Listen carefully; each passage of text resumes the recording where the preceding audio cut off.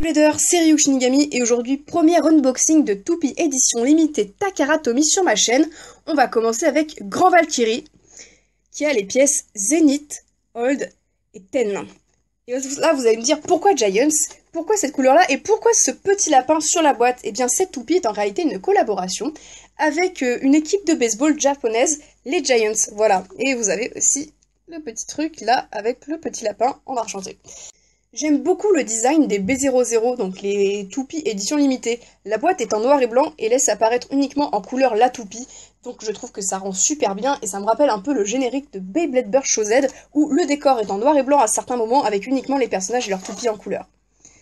Cette toupie a donc les pièces suivantes. Donc la Gachinko Chip de Valkyrie, le weight 10, la base grand, mais aussi le disque Zenith et pour la première fois le driver Hold Dash. Hold Dash étant un driver qui me tient énormément à cœur. Je vous propose qu'on l'unbox tout de suite.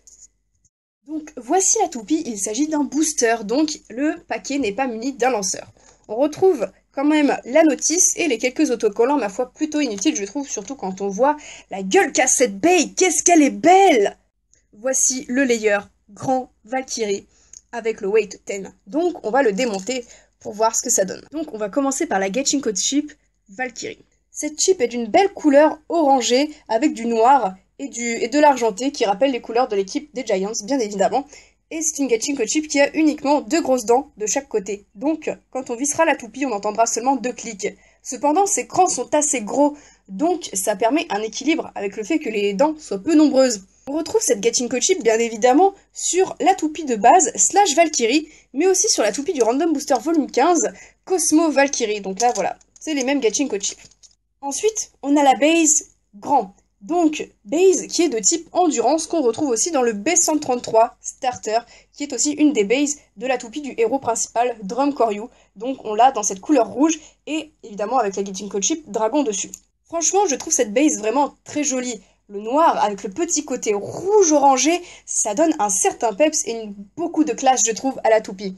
Sinon, au niveau des performances, on peut observer que la base est vraiment très arrondie, donc ça va aider l'aérodynamisme, en gros la pénétration dans l'air, qui va donc augmenter l'endurance. Voilà ce que ça donne en dessous avec le petit mécanisme pour venir bloquer les pièces du layer ensemble. Ensuite, on a le weight 10, qui est à l'origine le weight de Bushin Ashura.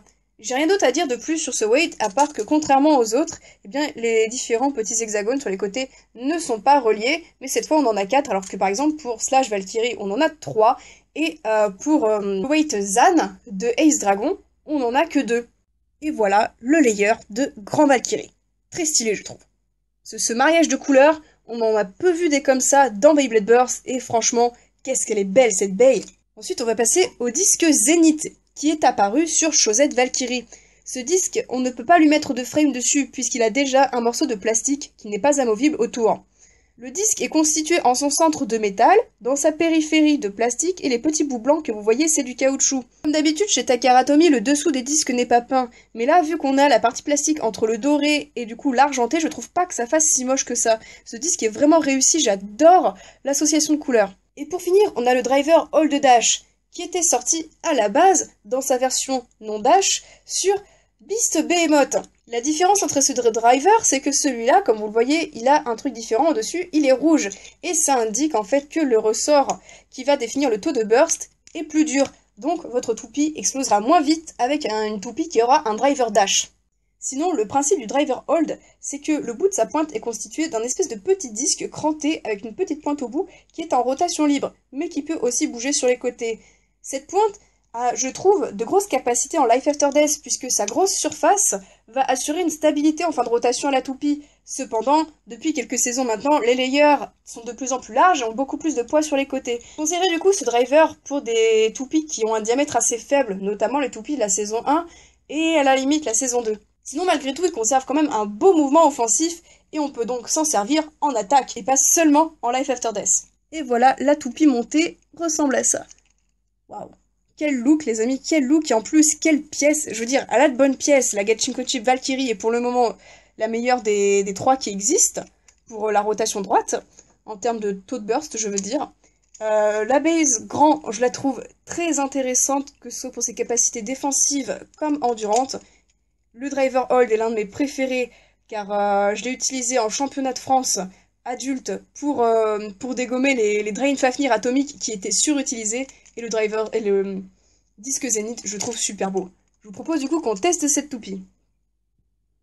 Donc c'est parti les bladers, pour ce premier test, on va faire dans le Stadium Takaratomi classique que j'utilise déjà très souvent. Super, vitesse. Donc clairement, hold a un mouvement très agressif, hein, et encore là, je n'ai pas lancé à pleine puissance, sinon la toupie aurait probablement déjà quitté le stadium. On va se faire un deuxième test, mais cette fois, je vais lancer plus fort pour que vous voyez bien que le mouvement est quasi incontrôlable.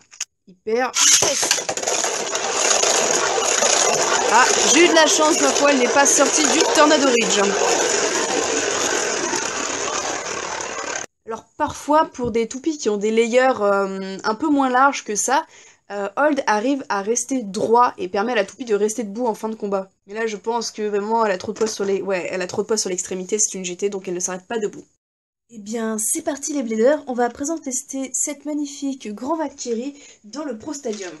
Hyper vitesse.